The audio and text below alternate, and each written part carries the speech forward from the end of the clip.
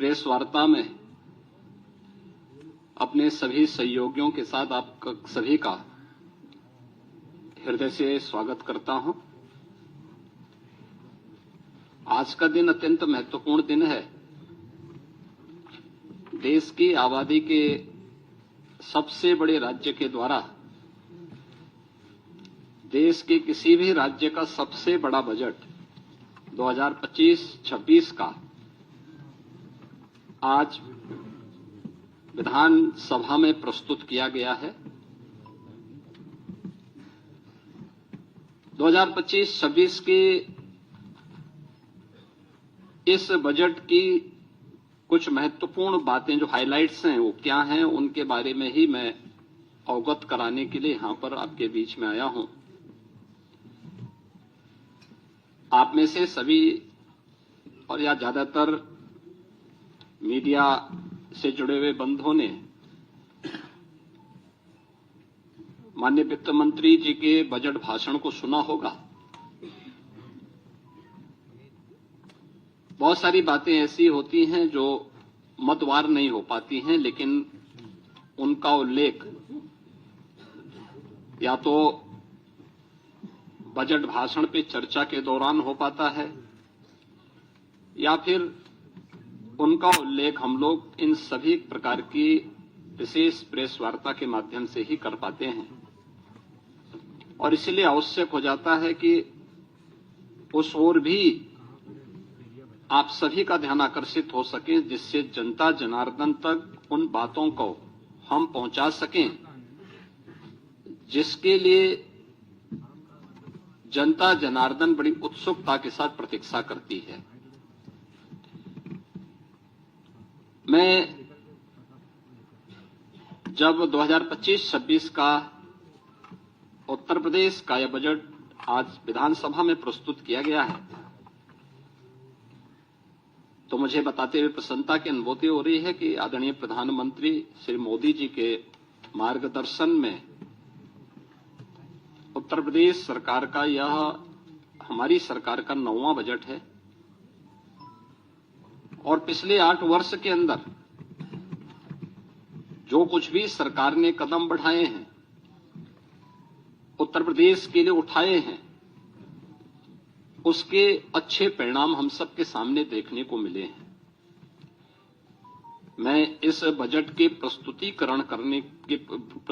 के लिए वित्त मंत्री सुरेश खन्ना जी को और वित्त विभाग के अपर मुख्य सचिव समेत उन सभी अधिकारी और कर्मचारियों को हृदय से धन्यवाद देना चाहूंगा जिन्होंने अथक परिश्रम से उत्तर प्रदेश की आशा और आकांक्षाओं के अनुरूप इस बजट को आज सदन के पटल पर प्रस्तुत किया है। यह वर्ष हमारे लिए बहुत महत्वपूर्ण है। देश के संविधान को लागू होने का यह अमृत महोत्सव वर्ष भी है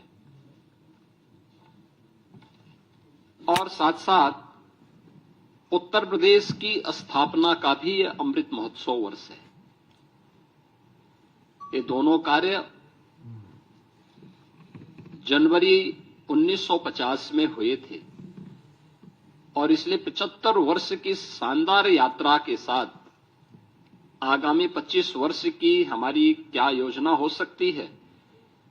उसका एक रोड मैप तैयार करने के लिए बजट अत्यंत महत्वपूर्ण है। इस अवसर पर हम सब संविधान के शिल्पी बाबा साहब भीमराव अंबेडकर, जिनके नाम पर डबल इंजन की सरकार लखनऊ में बाबा साहब भीमराव अंबेडकर स्मारक और सांस्कृतिक केंद्र की स्थापना कर रही है, संविधान के 75 वर्ष की इस यात्रा के लिए उन्हें विनम्र श्रद्धांजलि अर्पित करता हूं और यह केंद्र बहुत शीघ्र बाबा साहब भीमराव अंबेडकर के विचारों का एक केंद्र बनकर के संविधान की मूल भावनाओं के अनुरूप वंचितों को वरीयता देने के क्रम को तत्परता के साथ आगे बढ़ाएगी, यह एक नया माध्यम होगा। और इसी को थीम में रख करके हमने 2025-26 का अपना ये बजट प्रस्तुत किया है। मुझे बताते हुए प्रसन्नता है कि पिछले जो बजट हम लोगों ने प्रस्तुत किए थे उन सब की अपनी एक थीम थी। 2017-18 का जो बजट था वह उत्तर प्रदेश के अन्नदाता किसानों को समर्पित था। अन्नदाता किसानों के हितों के लिए जो अनेक कदम सरकार ने उस समय उठाए थे, उनके ऋण माफी के कार्यक्रम रहे हों, उनकी फसल को प्रोक्योर करने के लिए प्रोक्योरमेंट सेंटर और एमएसपी का नाम उन तक पहुंचाने के कार्यक्रम रहे हों, चीनी मिलों के पुनरुद्धार के कार्यक्रम और वर्षों से लंबित गन्ना मूल्य के भुगतान को एक समयबद्ध तरीके से आगे बढ़ाने का कार्यक्रम रहा हो, अच्छे किस्म के बीज और सिंचाई के बेहतरीन सुविधा उन्हें उपलब्ध कराने का रहा हो, ये सब कार्य तत्परता के साथ इसके लिए कदम बढ़ाए गए। और आज मुझे प्रसन्नता है कि डबल इंजन की भारतीय जनता पार्टी की सरकार के द्वारा जो कदम 17-18 में उठाए गए, आज उसका परिणाम है उत्तर प्रदेश के किसानों की आमदनी को, जो 2017-18 के पहले आत्महत्या करने के लिए मजबूर होता था, आज उसको दोगुने से अधिक बढ़ाने में मदद मिली है। वर्ष 18-19 का जो बजट था, वह बजट हम लोगों ने उत्तर प्रदेश के बीमारू राज्य से इसको उभारने के लिए इंफ्रास्ट्रक्चर और औद्योगिक विकास के लिए समर्पित किया था। आपने देखा होगा एक्सप्रेस वे में जो उत्तर प्रदेश की भागीदारी बहुत कम थी, आज गंगा एक्सप्रेस वे के पूर्ण होने के साथ ही उत्तर प्रदेश की भागीदारी देश के अंदर इंफ्रास्ट्रक्चर एक्सप्रेस वे में 55% से अधिक हो जाएगा। औद्योगिक विकास की दृष्टि से उत्तर प्रदेश का पहला इन्वेस्टर समिट भी हम लोगों ने 2018 में यहां पर संपन्न किया था और उस दृष्टि से 2018-19 का ये बजट हम लोगों ने प्रदेश की जनता को समर्पित किया था। वर्ष 19-20 का बजट प्रदेश में महिला सशक्तिकरण को समर्पित था, जिसमें हम लोगों ने प्रदेश की मातृशक्ति के उन्नयन के लिए अनेक योजनाएं चलाई थी, जिनमें सामूहिक विवाह, मुख्यमंत्री सामूहिक विवाह की योजना हो, मुख्यमंत्री कन्या सुमंगला की योजना हो, या उत्तर प्रदेश में मिशन शक्ति के कार्यक्रम के माध्यम से महिला सुरक्षा, महिला सम्मान और महिला स्वाभिमान, स्वावलंबन, इन कार्यक्रमों को प्राथमिकता के आधार पर आगे बढ़ाने के साथ ही उत्तर प्रदेश के पुलिस बल में महिलाओं की भर्ती को 20% अनिवार्य करने के कार्यक्रम को प्राथमिकता देते हुए आगे बढ़ाने का कार्यक्रम, यह महिला सशक्तिकरण के लिए उठाए गए कदमों का परिणाम था। वर्ष 2020-21 का बजट हम लोगों ने उत्तर प्रदेश के युवाओं को और उनके लिए अधिक से अधिक एम्प्लॉयमेंट बढ़ाने के लिए समर्पित किया था और इसमें 2 करोड़ युवाओं को टैबलेट और स्मार्टफोन के माध्यम से तकनीकी दृष्टि से सक्षम बनाने के कार्यक्रम को आगे बढ़ाने, अनेक अन्य कार्यक्रमों को इस दृष्टि से हम लोगों ने प्रदेश की जनता जनार्दन के लिए समर्पित, युवाओं को समर्पित किया था। 2021-22 का जो बजट था हमारी सरकार का, वह स्वावलंबन से सशक्तिकरण की ओर था। एमएसएमई की योजनाओं के माध्यम से प्रदेश के परंपरागत जो उत्पाद थे उनको प्राथमिकता देते हुए स्वावलंबन के माध्यम से आत्मनिर्भरता के लक्ष्य को प्राप्त करने की दिशा में और उसके माध्यम से सशक्तिकरण के लक्ष्य को आगे बढ़ाते हुए कार्य किया गया था। 2022-23 का बजट अंत्योदय से आत्मनिर्भरता की दिशा में हम लोगों ने उस समय इस कार्यक्रम को आगे बढ़ाया था। पंचायतों के आत्मनिर्भरता के लिए पहली बार ग्राम सचिवालय के निर्माण के कार्यक्रम को आगे बढ़ाया गया था। पहली बार उन सभी क्षेत्रों में कार्य प्रारंभ हुए थे जो महिला सशक्तिकरण के लिए भी महत्वपूर्ण थे और ग्राम्य विकास की दृष्टि से हमारी जो आज भी लगभग 70% के आसपास आबादी ग्रामीण क्षेत्र में निवास करती है, उनके लिए इस कार्यक्रम को आगे बढ़ाया गया था, जिसका परिणाम है कि आज उत्तर प्रदेश की हर ग्राम पंचायत में 5 से 7 रोजगार सृजन की संभावना स्वतःस्फूर्त भाव के साथ वहां दिखाई देती है। 2023-24 का बजट उत्तर प्रदेश के अंदर एक त्वरित, सर्वसमावेशी और समग्र विकास के साथ आत्मनिर्भर उत्तर प्रदेश की नींव को सुदृढ़ करने वाला बजट प्रस्तुत किया गया था और 2025-26 का बजट एक राम राज्य के लिए समर्पित, लोक मंगल की कामना से समर्पित बजट था। तो 2025-26 के अंदर जो 2024-25 का हमारा बजट था, ये उत्तर प्रदेश के अंदर टूरिज्म में भी, ट्रेड में भी, टेक्नोलॉजी में भी एक नए उछाल लाने वाला बजट था। पहली बार 65 करोड़ से अधिक पर्यटक उत्तर प्रदेश के अंदर आए। 14 लाख से अधिक इसमें विदेशी पर्यटक भी थे और पर्यटन में जो उत्तर प्रदेश पहले तीसरे नंबर पर था, वह उसने 2019 के बाद से जो गति पकड़ी, वह नंबर 1 पर देश के अंदर आने में सफल हुआ है। और 2025-26 का जो बजट है, यह भारत की सनातन संस्कृति को समर्पित सर्वे भवन्तु सुखिनः की अवधारणा पर गरीब, अन्नदाता किसान, युवा, महिला के उत्थान को समर्पित है, जिसमें प्रधानमंत्री मोदी जी का विजन, जिसमें वंचित को वरेता, यानी वंचित को वरेता उसका एक थीम है, उसका केंद्रीय भाव है, इसको समर्पित है। इस बजट का जो दायरा है, जो कि वित्त मंत्री जी ने अपने बजट भाषण में भी कहा कि 8,08,736 करोड़ रुपये से अधिक का यह बजट है, जो 2024-25 की तुलना में 9.8% अधिक है। इसमें एक तरफ जो बजट का आकार में बढ़ोतरी ये राज्य के सामर्थ्य को प्रदर्शित करता है, तो दूसरी ओर यह बजट डबल इंजन सरकार की प्रतिबद्धता को भी दिखाता है। इस बजट में हमने 2,25,561 करोड़ 49 लाख रुपए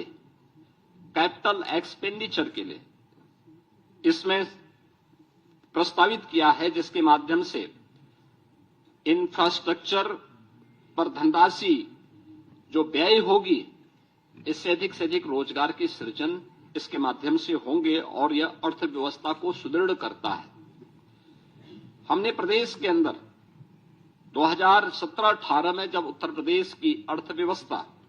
जो प्रदेश की कैसे हमने इसको बढ़ाने में सफलता प्राप्त की है, जो जीडीपी थी वह 12,89,000 करोड़ रुपए की थी, वह आज 24-25 में जो उसका अनुमान है वह 27,51,000 करोड़ रुपए होने का अनुमान वह है। और ये दिखाता है कि इसमें 3 वर्ष का कालखंड ऐसा था जब वैश्विक महामारी कोरोना जैसी त्रासदी का सामना करना पड़ा था, जो आर्थिक दृष्टि से अत्यंत पूरी दुनिया के लिए, केवल भारत के लिए नहीं या केवल यूपी के लिए नहीं, बल्कि पूरी दुनिया के लिए अत्यंत कठिन समय था।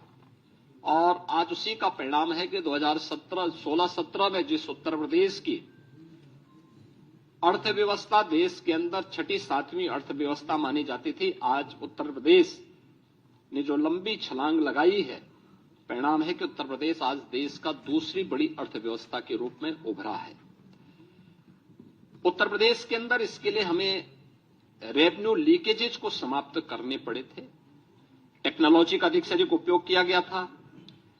हमें प्रदेश के अंदर राजस्व प्राप्ति के अपने नए साधन उपलब्ध करवाने पड़े थे। और मुझे बताते हुए प्रसन्नता है कि आज उत्तर प्रदेश ने जो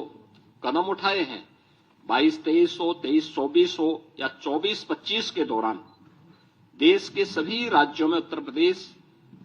का अपना एक महत्वपूर्ण स्थान रहा है और हम लोगों ने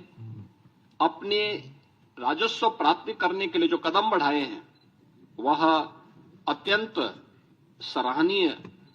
माने गए हैं पूरे देश के अंदर, और वित्तीय क्षेत्र के जानकारों ने उसकी सराहना भी की है। मुझे बताते हुए प्रसन्नता है कि आज का जो बजट प्रस्तुत किया गया है, यह बजट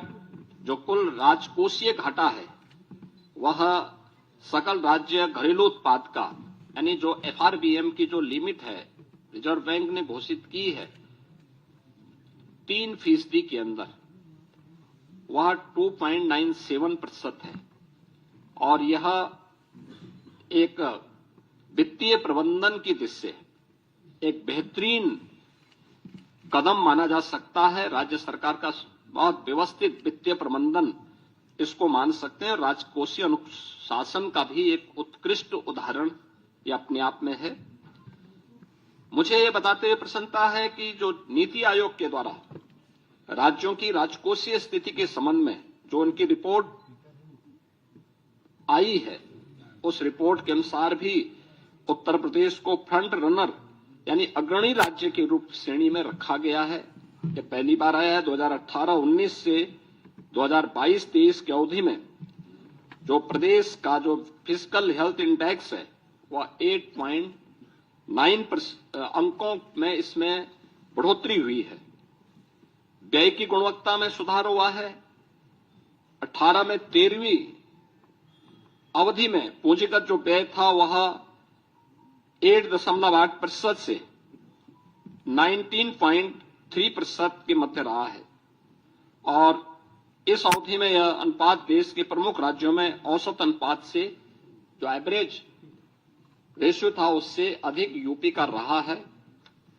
प्रदेश ने इस दौरान बेरोजगारी की दर को कम करने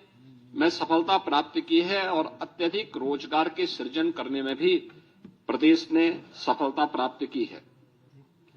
उत्तर प्रदेश ने इस दौरान जो कदम बढ़ाए हैं, खासतौर पर अपने परंपरागत उत्पाद के लिए MSME सेक्टर पर वन डिस्ट्रिक्ट वन प्रोडक्ट ने पूरे देश के अंदर अपनी एक पहचान बनाई है। लगातार प्रयासों से प्रदेश ने पिछले 8 वर्षों में 45 लाख करोड़ रुपए के निवेश प्रस्ताव प्राप्त किए हैं, जिनमें से अब तक हम लोग 15 लाख करोड़ रुपए से अधिक के निवेश प्रस्ताव को जमीनी धरातल पर उतारने में हमें सफलता प्राप्त हुई है और इसके माध्यम से हमने 60 लाख से अधिक उत्तर प्रदेश के युवाओं को सीधे नौकरी प्रदान करने में भी सफलता प्राप्त की है। हमने बजट में इस बार के बजट में 28,478 करोड़ और 31 लाख रुपए नई मदों के लिए हमने प्रावधानित किया है,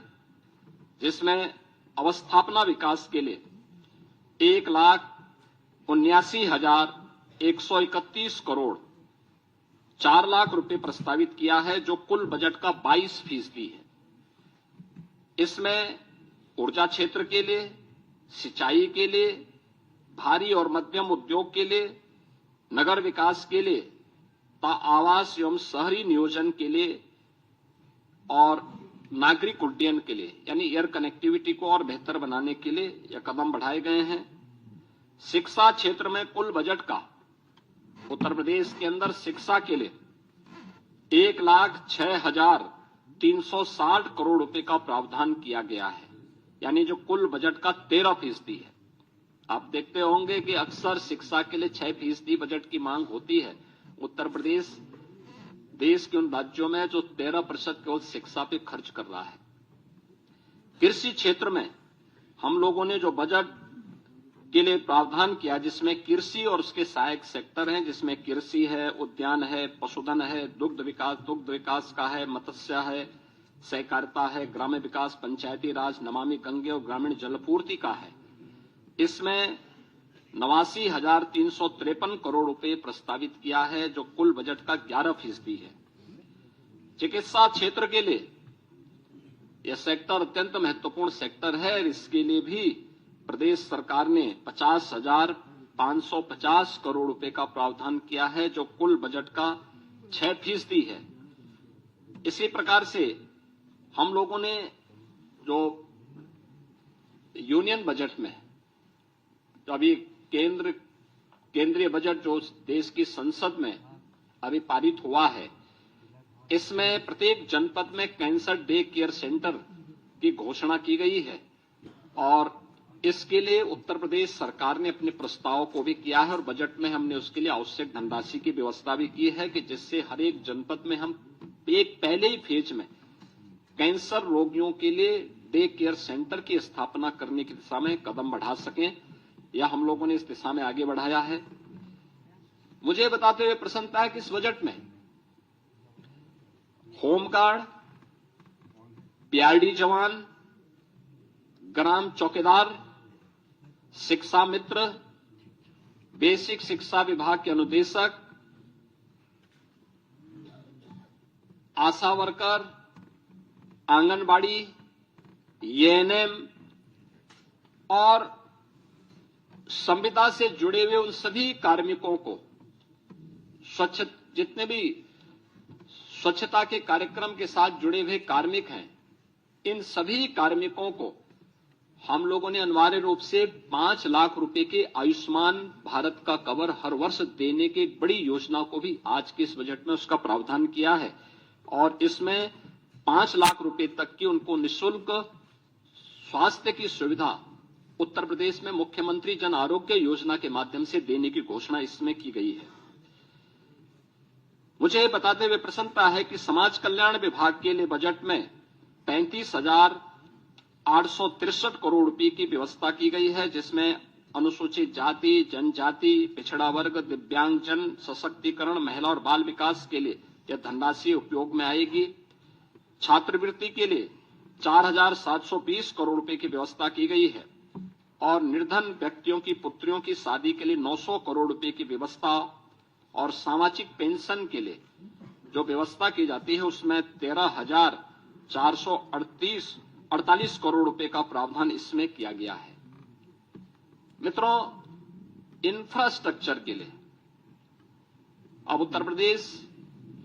अपने एक सुदृढ़ रेवेन्यू सरप्लस स्टेट के माध्यम से बीमारू राज्य नहीं है। डबल इंजन की सरकार ने 8 वर्ष में जो सामूहिक रूप से प्रयास आगे बढ़ाए थे, आज उसका परिणाम है कि हम भारत की डेवलपमेंट में ग्रोथ इंजन की भूमिका के रूप में एक प्रगतिशील राज्य के रूप में आगे बढ़े हैं। इस बार हमने बजट में 4 नए एक्सप्रेस वे की भी घोषणा की है, जिसमें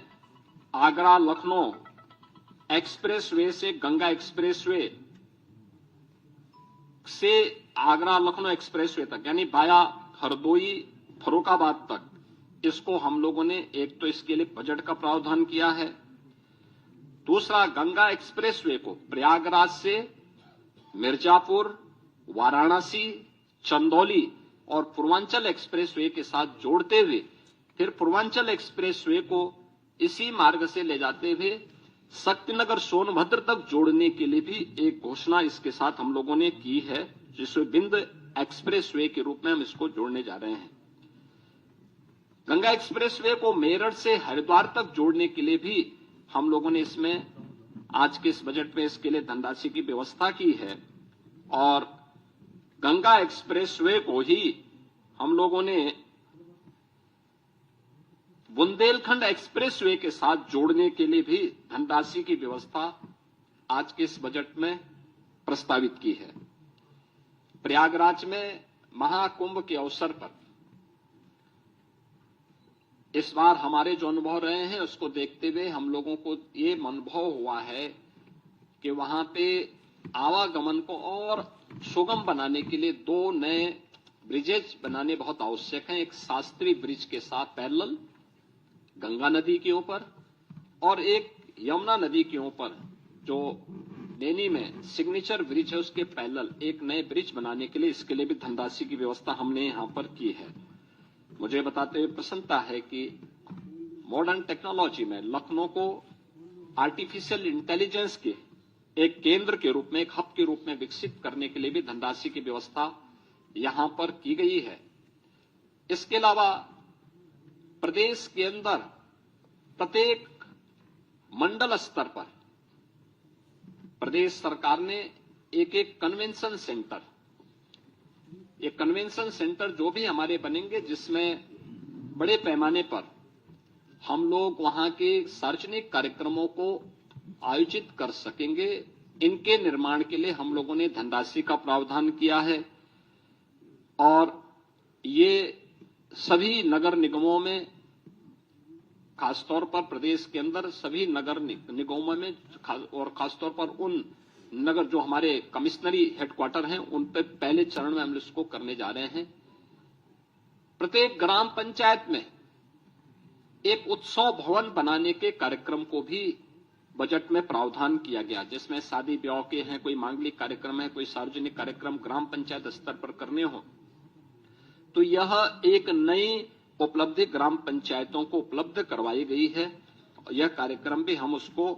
आगे बढ़ाने के लिए इस कार्यक्रम को भी हम उसके साथ जोड़ने जा रहे हैं। इससे रोजगार का भी सृजन होगा और ग्राम पंचायत को उसी ग्राम पंचायत में तमाम प्रकार की सुविधाएं उसके माध्यम से मिलेंगी। मुझे बताते हुए प्रसन्नता है कि डबल इंजन सरकार के द्वारा प्रधानमंत्री मोदी जी के नेतृत्व में पिछले 8 वर्ष के अंदर प्रदेश के अंदर उठाए गए कदमों का परिणाम है कि उत्तर प्रदेश में 6 करोड़ लोगों को गरीबी रेखा से ऊपर उठ करके एक सामान्य जीवन यापन करने का एक सुगम मार्ग इस डबल इंजन सरकार ने प्रशस्त किया है। और इस बार गरीबी पर पूरी तरह उसका उन्मूलन करने के लिए सरकार ने जो यूनियन बजट में भी अभी हाल ही में जो बजट प्रस्तुत किया गया, उस बजट की जो थीम है वह भी प्रधानमंत्री मोदी जी ने उसमें जो महत्वपूर्ण प्रावधान किए हैं वह वही एक की $5 ट्रिलियन की इकोनॉमी बनने के लिए भारत के लिए आवश्यक है कि वह जीरो पॉवर्टी के लक्ष्य को प्राप्त करे। और उत्तर प्रदेश देश की आबादी का सबसे बड़ा राज्य है, सबसे बड़ा चैलेंज हमारे सामने है। हमारा सर्वे लगभग पूरा हो चुका है और हमने बजट में उसके लिए प्रावधान किए हैं, दोनों प्रकार के प्रावधान किए हैं। एक, जिनके पास जो सुविधा नहीं है उन गरीबों को उन सुविधाओं के लिए, चाहे वह विभिन्न विभागों के साथ मिलकर के या फिर एक मुश्त उसको उस व्यवस्था के साथ जोड़ने के लिए, इसके लिए धनराशि की व्यवस्था जीरो पॉवर्टी को उस टारगेट को अचीव करने के लिए भी हम लोगों ने इस व्यवस्था में की है। और इसके लिए एक व्यवस्था दी गई है कि हम उस लक्ष्य तक उस परिवार को लेके जाएंगे कि मिनिमम वह परिवार के एक व्यक्ति को रोजगार भी मिल सके और उस परिवार में कम से कम 1,25,000 रुपए की एक निश्चित आय, वार्षिक आय उस परिवार के व्यक्ति को रोजगार या किसी न किसी काम के माध्यम से उपलब्ध करवा सके। यह एक प्रयास सरकार के स्तर पर प्रावधान किया गया है। इसके साथ ही हमने इसके लिए धनराशि 2025-26 में इसके लिए अलग से भी धनराशि की व्यवस्था की है। युवाओं के लिए हम लोगों ने एक व्यवस्था की है और इसमें शिक्षा है, रोजगार है, उद्यमता में सरकार की प्राथमिकता को आगे बढ़ाते हुए प्रदेश के हर जनपद में हम लोगों के द्वारा एक प्रावधान किया जा रहा है कि हर जनपद में हम एक डिस्ट्रिक्ट इकोनॉमिक जोन बना सकें, जो एक एम्प्लॉयमेंट जोन के रूप में कर सके। और ये एम्प्लॉयमेंट जोन भारत के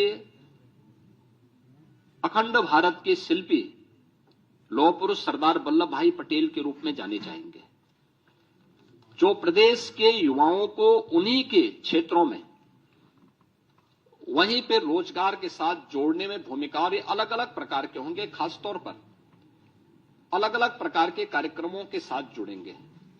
कोई इकोनॉमिक जोन औद्योगिक विकास के लिए होगा, कोई एमएसएमई के लिए होगा, कोई टेक्सटाइल के लिए होगा, कोई एजुकेशन के लिए होगा, कोई हेल्थ के लिए होगा। अलग अलग उसके लिए हम इन सभी जोन को उसके साथ विकसित करेंगे और उसमें एक सुविधा उसके साथ हम जोड़ने जा रहे हैं। इसके अलावा हम लोगों ने 10 जनपदों में इस बजट में एक प्रावधान किया है कि 10 जनपदों में हम लोग वस्त्र उद्योग के लिए, टेक्सटाइल पार्क के लिए निर्माण के कार्यक्रम को आगे बढ़ाएंगे। यह योजना हमारी समर्पित होगी संत कबीर के नाम पर। संत कबीर के नाम पर यह योजना उन जनपदों में वस्त्र उद्योग के लिए होगी। तो 2 जनपदों में राज्य सरकार 2 नए लेदर पार्क के निर्माण के कार्यक्रम को आगे बढ़ाएगी। जो योजना समर्पित होगी संत रविदास जी के नाम पे। इसके अलावा यह वर्ष समर्पित है पूर्व प्रधानमंत्री श्रद्धेय अटल बिहारी वाजपेयी जी की जन्म शताब्दी वर्ष के लिए। प्रदेश के अंदर हम लोगों ने नगरीय क्षेत्रों में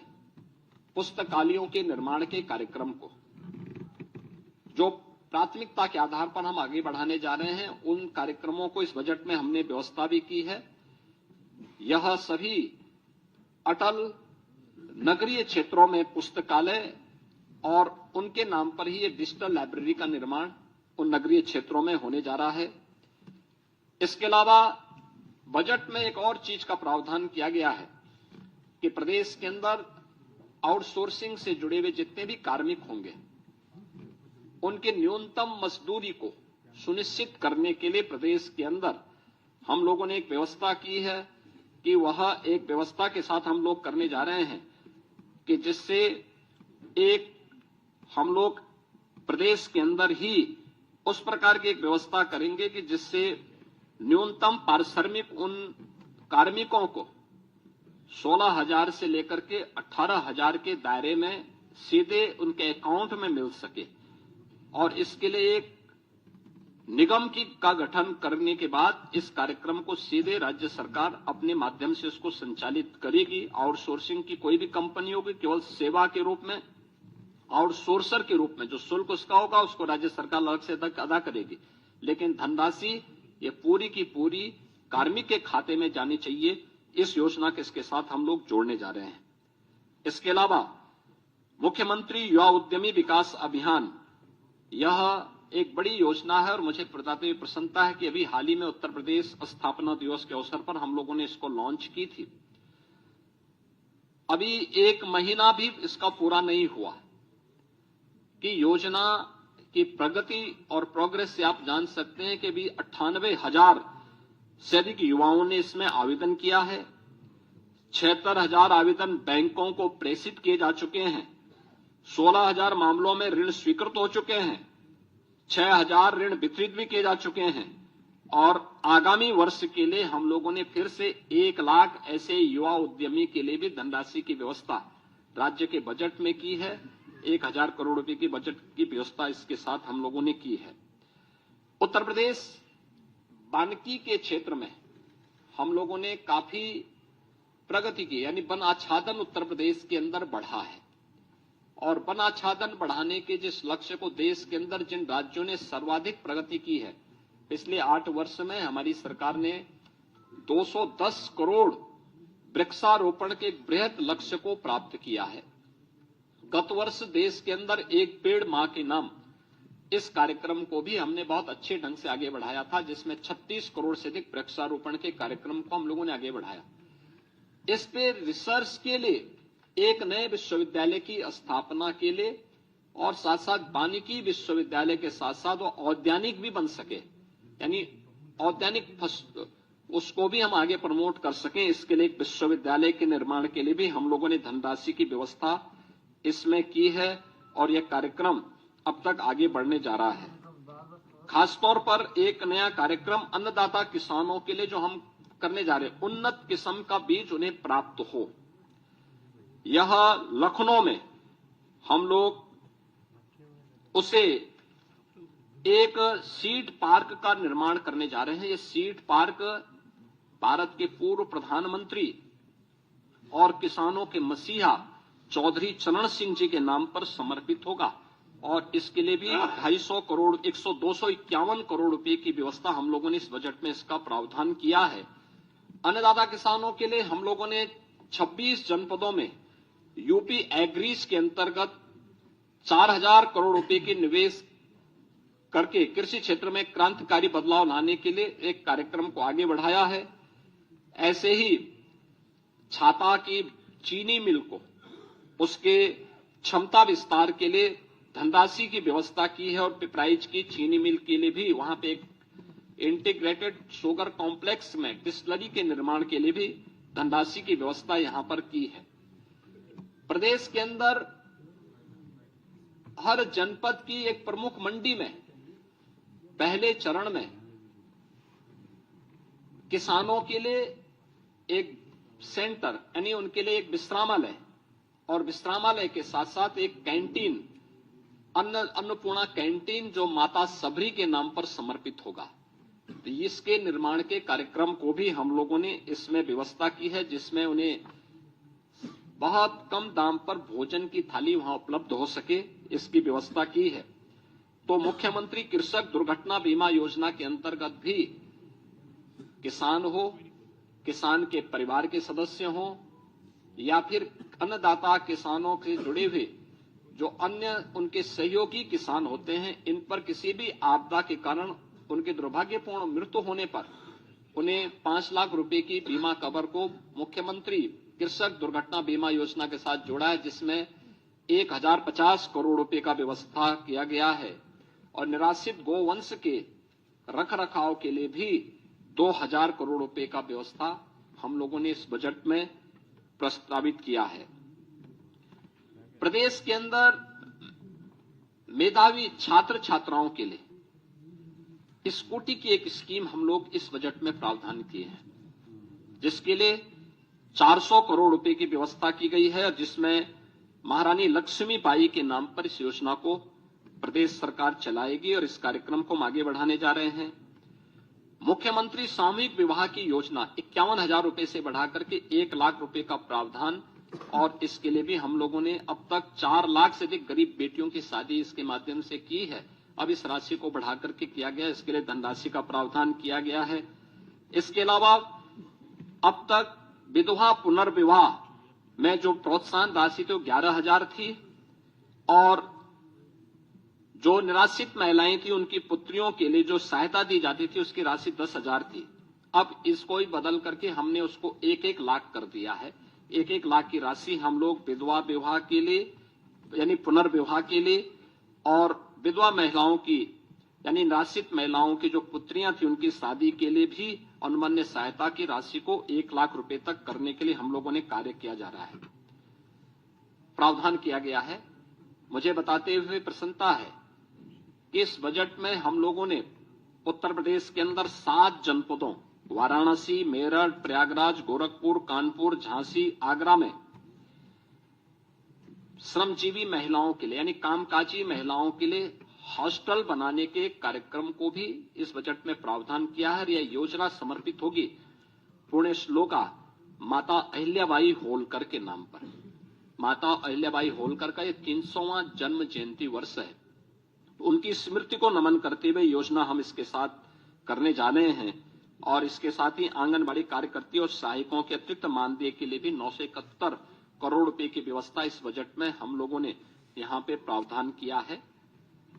आस्था को सम्मान देने के लिए भी प्रदेश सरकार ने इस बजट में काफी प्रावधान किए हैं और महाकुंभ की सफलता आप सबके सामने है। आपने आज कैट की रिपोर्ट को भी देखा होगा कि महाकुंभ के कारण इकोनॉमी में 3 लाख करोड़ रुपए से अधिक की वृद्धि की संभावना अभी से बताई गई है और मुझे बताते हुए प्रसन्नता है कि इस आयोजन को आगे बढ़ाने के साथ साथ अयोध्या क्षेत्र के पर्यटन विकास के लिए 150 करोड़ रुपए, मथुरा वृंदावन के विकास के लिए 100 करोड़ रुपए की अतिरिक्त व्यवस्था का प्रावधान किया गया है। वृंदावन में श्री बांके बिहारी मंदिर के सुंदरीकरण और उसे कॉरिडोर के रूप में विकसित करने के लिए 150 करोड़ रुपए की व्यवस्था का प्रावधान किया गया है। मिर्जापुर में मां विंध्यवासिनी धाम और उससे जुड़े हुए त्रिकोण के विकास के लिए 200 करोड़ का विकास प्रस्तावित किया गया है। नैमिषारण्य में पर्यटन सुविधाओं के विकास के लिए 100 करोड़ रुपए का प्रावधान किया गया है। साथ साथ वहां पर वेद विज्ञान केंद्र के लिए भी 100 करोड़ रुपए की व्यवस्था का प्रावधान किया गया है। चित्रकूट में भी पर्यटन विकास के लिए 50 करोड़ रुपए का प्रावधान किया गया है। ये सभी कार्यक्रम हम लोगों ने इसके साथ जोड़े हैं और मुझे बताते हुए प्रसन्नता है कि आदरणीय प्रधानमंत्री जी के मार्गदर्शन में, उनके नेतृत्व में ये डबल इंजन की सरकार 5T पर, जो 5T का मंत्र प्रधानमंत्री मोदी जी का है, trade, tourism, technology, tradition and talent को मंत्र मान करके उत्तर प्रदेश आज अपनी लेबर फोर्स को इकोनॉमिक फोर्स के रूप में आगे बढ़ाने की दिशा में तेजी के साथ कदम बढ़ाया है। और मुझे प्रसन्नता है कि 2025-26 का जो हमारा ये बजट है, यह प्रधानमंत्री मोदी जी की विजन के अनुरूप अपने जो समयबद्ध कार्यक्रम रोड मैप हम लोगों ने तैयार किया है, $1 ट्रिलियन की इकोनॉमी को प्राप्त करने का, अब तक के हमारे जो टारगेट हैं वह समयबद्ध तरीके से आगे बढ़ रहे हैं। और मुझे पूरा विश्वास है कि 2025-26 में हमारे वित्त मंत्री श्री सुरेश कुमार खन्ना जी के द्वारा आज जो बजट भाषण प्रस्तुत किया गया है सदन के पटल पर, यह उसे समयबद्ध तरीके से अचीव करने में सफल होगा। मैं एक बार फिर से बजट को प्रस्तुत करने के लिए वित्त मंत्री जी का, अपर मुख्य सचिव वित्त और वित्त विभाग के सभी अधिकारियों का हृदय से धन्यवाद देता हूं। और मुझे पूरा विश्वास है कि हम समयबद्ध तरीके से इसको आगे बढ़ा करके उत्तर प्रदेश को देश की अर्थव्यवस्था के ग्रोथ इंजन के रूप में प्रस्तुत करने में सफल होंगे। बहुत बहुत धन्यवाद जी।